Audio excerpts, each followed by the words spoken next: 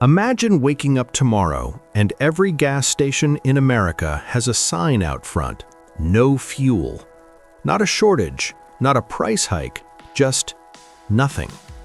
Your car won't move, trucks stop delivering food, airlines ground their fleets. The whole economy seizes up like an engine with no oil. Now imagine that this didn't happen because of a hurricane or a war on American soil, or even a cyber attack. It happened because of a strip of water, 21 miles wide at its narrowest point on the other side of the planet. A waterway most Americans couldn't find on a map, a place called the Strait of Hormuz. And here's the thing, this isn't a hypothetical doomsday scenario. This is a real ongoing vulnerability that shapes American foreign policy, military strategy, and the price you pay at the pump every single week. So today, we're going to break down exactly what the Strait of Hormuz is, why it matters so much, who's fighting over it, and what happens if it ever actually closes. What is it, and why is it irreplaceable? Let's start with the basics. The Strait of Hormuz is a narrow channel of water connecting the Persian Gulf, where most of the Middle East's oil sits, to the Gulf of Oman, and from there to the open ocean. On one side you have Iran, on the other side you have Oman and the UAE. The entire strait is maybe 33 miles wide at most, and the shipping lanes themselves, the lanes big tankers actually use, are only about 2 miles wide in each direction, separated by a 2-mile buffer zone in the middle. 20% of global oil, roughly 1 in every 5 barrels of oil traded worldwide, moves through this strait every single day. We're talking about roughly 17 to 21 million barrels per day, every single day. Saudi Arabia's oil comes through here, Iraq's oil, Kuwait's oil, the UAE's oil, Qatar's massive liquefied natural gas exports. Japan, South Korea, China, India, and yes, the United States all depend on this corridor staying open. Now here's what makes the Strait of Hormuz truly unique. There's no real backup plan.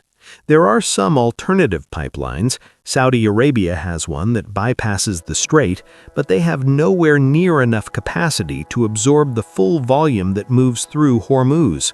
If the strait closed tomorrow, the global oil market would not just get tighter, it would go into free fall.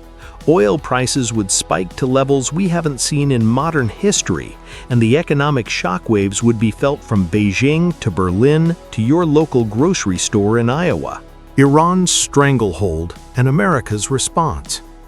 So who holds the keys to this choke point? Largely, Iran does, and that is not an accident. Iran's geography places it directly along the northern shore of the strait, and for decades, Iran's military and political doctrine has treated the ability to threaten or actually close the Strait of Hormuz as one of its most powerful strategic cards. The Iranian Revolutionary Guard Corps, the IRGC, operates fast attack boats, submarines, land-based anti-ship missiles, naval mines, and drone swarms that could, in theory, severely disrupt or even halt traffic through the strait within hours. Iranian officials have repeatedly and explicitly threatened to close it whenever the United States imposes sanctions or tensions escalate over Iran's nuclear program. This isn't just saber-rattling. In the 1980s, during what's called the tanker war phase of the Iran-Iraq War, Iran and Iraq both attacked oil tankers in the Gulf, and the United States Navy ultimately got drawn in, escorting Kuwaiti tankers under American flags in an operation called Operation Earnest Will. Today, the U.S. Fifth Fleet is permanently based in Bahrain, just across the Gulf, specifically to deter any threat to freedom of navigation in the strait. The U.S. Navy regularly conducts patrols through the Hormuz corridor. American aircraft carriers and destroyers operate in the region continuously. It costs billions of dollars per year to maintain this presence, and yet the threat never fully goes away, because Iran knows that even the credible threat of closure is a form of leverage. Leverage it can use in nuclear negotiations, in proxy conflicts, and in the broader struggle for regional influence. Recent flashpoints. It's already getting dangerous. Here's where it gets even more alarming. This isn't ancient history. The Strait of Hormuz has been an active flashpoint within the last several years, and things have escalated repeatedly with very little notice. In 2019, a series of tanker attacks in the Gulf of Oman, sabotage operations the US and its allies attributed to Iran, sent insurance rates for ships transiting the region through the roof and briefly spiked global oil prices. That same year, Iran seized a British-flagged tanker in the Strait after the UK impounded an Iranian vessel near Gibraltar. Two nations, two tankers, a direct tit-for-tat, right there in the world's most critical shipping lane. In 2020, the US killed Iranian General Qasem Soleimani in a drone strike in Baghdad. Iran retaliated by launching ballistic missiles at US bases in Iraq. For about 72 hours, the world held its breath, wondering whether a full-scale war was about to break out, a war that would almost certainly have involved some form of action in or around the Strait of Hormuz. It didn't escalate further, but the episode revealed just how quickly things can spiral. And more recently, as the conflict in Gaza intensified in 2023 and 2024, Iran-backed Houthi rebels in Yemen began attacking commercial ships in the Red Sea, a different waterway but part of the same broader strategy of using maritime choke points as leverage.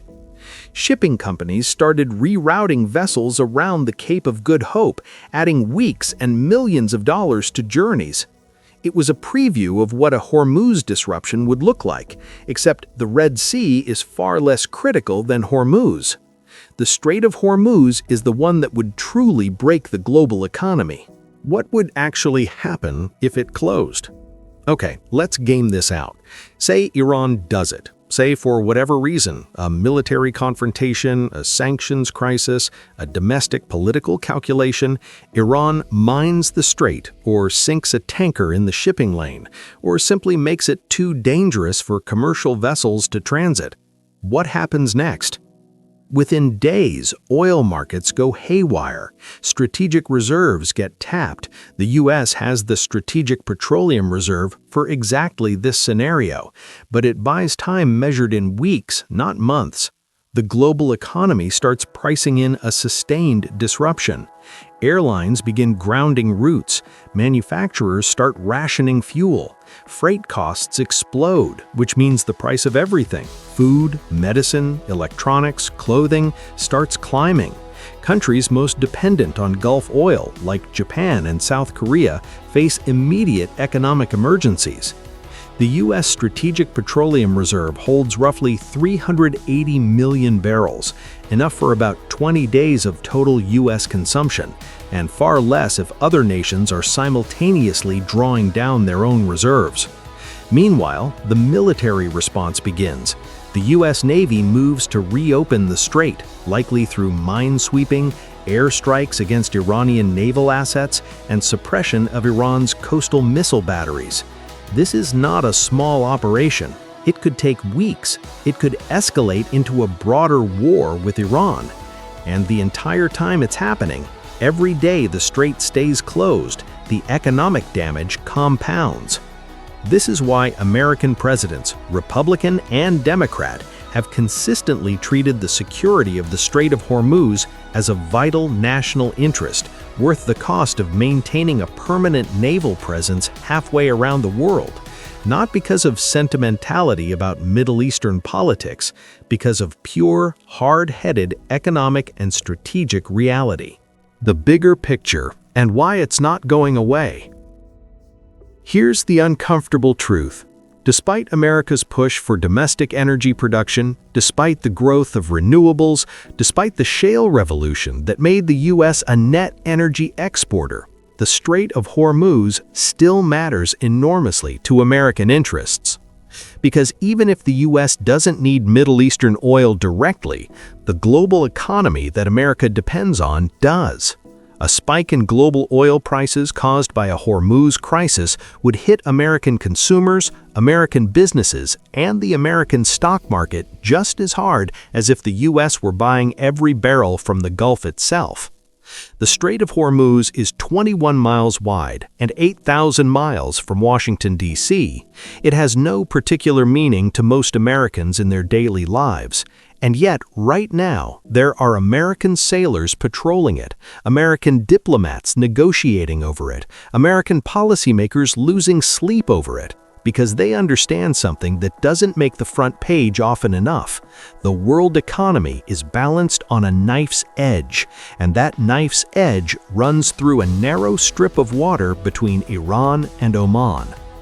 If you want to understand American foreign policy in the Middle East, the alliances, the military spending, the diplomatic calculations, start here. Start with the Strait of Hormuz, because almost everything else flows from it, literally.